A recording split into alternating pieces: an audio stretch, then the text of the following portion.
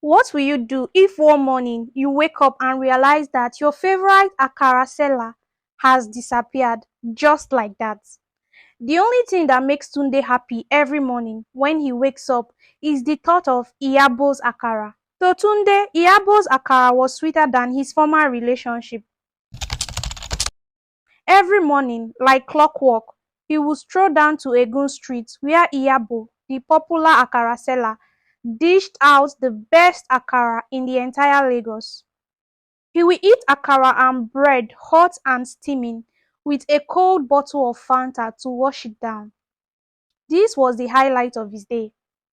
But today something was different about the morning breeze when Tunde woke up. However, this did not stop him from strolling to Egun Street. Whether rain or shine, he must eat Akara. Iyabo comes out to her stand as early as 5:30 in the morning and closes by 10 a.m. sharp. Tunde was already almost late. It was already 9:30 a.m. He was almost running.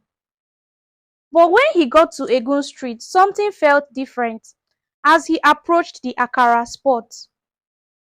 Instead of the familiar sweet aroma of hot Akara inside oil, he saw a crowd gathered in confusion. He frowned, adjusting his shirt, and walked faster.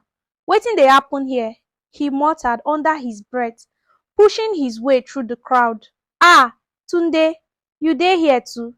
A familiar voice called out. It was Jide, his friend, who lived there in Egun Street. They played football together. "Jide, wetin happen now? Where Iyabo? Why crowd full everywhere like this?" Jide narrated everything to Tunde. While they were seated enjoying Iyabo's Akara, a lady came over to buy some. Immediately she took a proper look at Iyabo's face. She shouted, "Abike!" She kept calling Iyabo Abike. Iyabo said nothing. That was how Iyabo just vanished into thin air right in the middle of her store. Tunde felt goosebumps all over his skin. His heart skipped a beat. He didn't believe in all these superstitious stories, but this was too strange.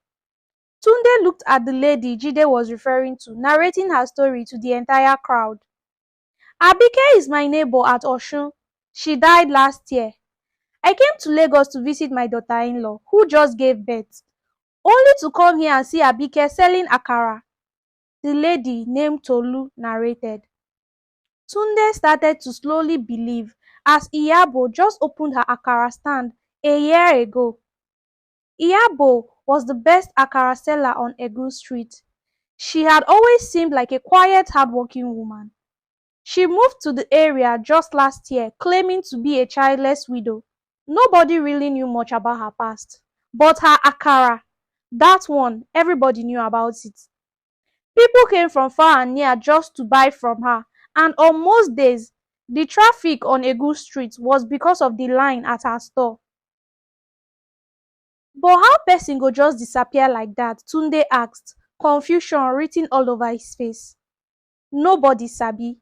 Some people dey talk say na spiritual matter. Dat Tolu woman say she don swear say Iyabo go suffer for the wickedness wey she commit. As she talk dat one finish, Iyabo drop her Akara spoon, look Tolu straight for eye, and the next thing, phew, she disappeared. Jide explained, gesturing dramatically. Tunde scratched his head, the news unsettling him. He never really spoke to Iyabo except to ask for more pepper in his Akara. But this was too strange. He felt a chill down his spine. He had always thought Iyabo was just another regular Lagos vendor, struggling to make ends meet. Now people were whispering about her being some ghost from Oshun. At 38, Tunde was still single, despite his mother's relentless nagging. "Tunde, when are you bringing a wife home? You want an old man for house?" She would shout on the phone, but Tunde would laugh it off. Marriage wasn't his priority.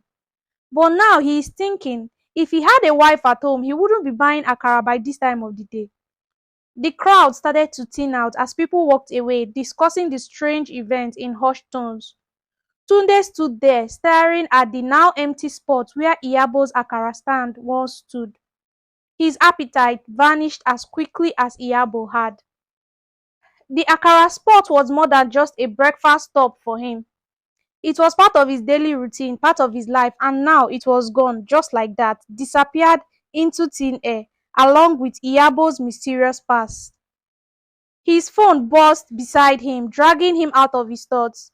It was a message from his mother asking him yet again when he was going to settle down and marry. He stared at the message, the thought of Iyabo's sudden disappearance still weighing on his mind. What if he was next? What if something strange happened to him? He needed stability, and for the first time, the idea of marriage didn't seem so bad. Maybe it was time to stop living recklessly. Without thinking too much, Tunde scrolled through his contacts until he found Patricia's number. Patricia was his ex, the one he had cheated on 3 months back. She had left him after finding out, and though he had tried to move on, he always found himself thinking about her. He sent her a quick message. Patricia, I'm sorry for everything. Let's meet up. I want us to talk.